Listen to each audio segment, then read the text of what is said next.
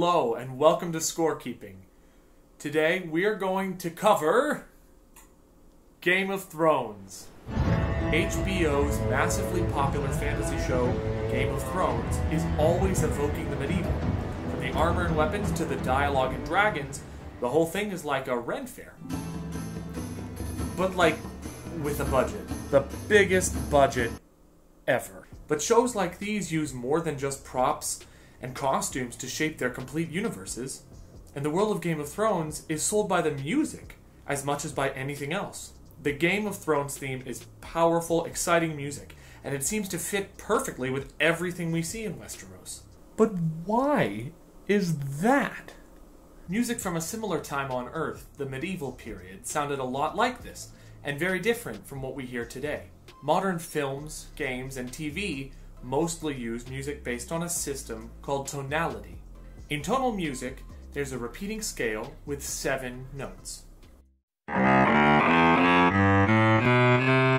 They all relate to each other, but we're going to focus on the ones that largely control musical beginnings and endings. 1 and 7, the 1 and 7 scale degrees.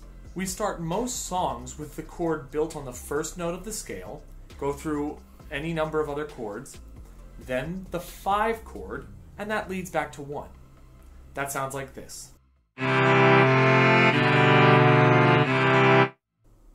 In tonal music, we call that a cadence. Now, the 7th scale degree is one of the most active ingredients in that relationship, and most modern listeners would always want to hear it slide up to 1. It's like 7 isn't stable on its own. It creates a tension, and that tension will only be released by hearing 7 slide up to 1. 7 comes before 1. Before 1. I know. Music is weird. That's called a cadence in tonal music. But in medieval music, they hadn't developed that norm yet. In that time, church chant dominated music, and the chant alternative to a cadence was called the final. The final was also the 7th place in the scale, the note right below 1, but the scales didn't all work like tonal scales do. Back then, the 7th was usually lower. It was a whole step away instead of a half step away, like we have in the modern tonal cadence. That might not sound so incredibly different to you, but it's enough for your ear to notice, and it dog whistles to every viewer that this music is supposed to sound old. Something else this music does not do, which helps it sound antique, is play the 3rd of the chord very much. In modern tonalism, a chord is 3 notes played together, each one 3 scale degrees apart. But medieval chant was such early music that harmony that we can recognize wouldn't be invented for a while.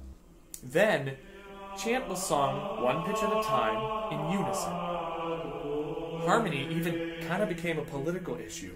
The Catholic Church argued at the Council of Trent that it obscured the words and wasn't suitable for godly church music. That devil music! It seems kind of crazy that you could ban harmony, but that's what they were trying to do. That was a real thing then. Eventually, though, an early version of harmony called organum was allowed into music. Organum is when only 2 notes are played together, 4 or 5 scale degrees above the chant melody, sometimes an octave, harmonizing in parallel lockstep with it, and it really does sound different than a chord. Once organum was allowed in the public space, it exploded in popularity, and eventually it featured on most compositions, and the Game of Thrones theme uses this to sound medieval. The theme starts on the 5th note of the scale and falls to the 1st note of the scale. That sounds like this.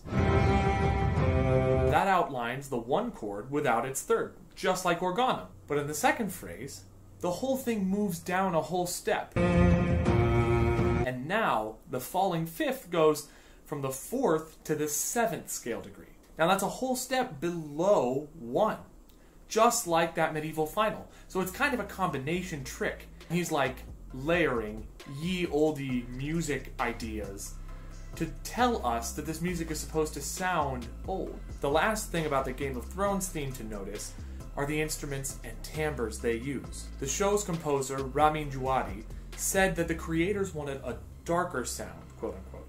So he chose the cello to play the melody. But it's an interesting choice for another reason. Cello is the modern descendant of an old early music instrument called a viola da gamba. The viola da gamba was used outside of church music, in folk and popular songs, and later it found its way into early versions of the orchestra for all kinds of music. Using this instrument definitely fits into the old-style world that the composer is trying to create. Another sound the theme uses to get its effect is percussion. It might not be historically grounded to use percussion and drums in that way. There was no guy like tapping away on his tambourine in the middle of church. But composers have used percussion, especially heavy rhythmic beats, as a trope for the underdeveloped or old. Later in history, a famous Russian composer, Igor Stravinsky, used percussion and low, heavy rhythms in his ballet, The Rite of Spring, to characterize the brutalist sound of old pagan rites.